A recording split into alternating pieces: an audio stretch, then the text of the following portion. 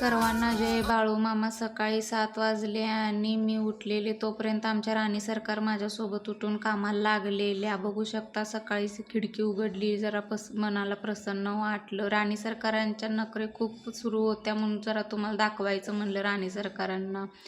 मग ह्यांनी ऑफिसला गेले, झाडू फरशी वगैरे सगळं पुसून त्यांनी घेतलं. राणी सरकार फरशी पुसूस तोपर्यंत साईडच्या घरात गेलते, त्यांच्या घरात मस्ती करत होत्या. मग तिला बोलवून आवरून त्यांनी घेतलं तिला. मग मला आवरायचं होतं म्हणून तिला खेळणी गाडी त्यांनी दिलं.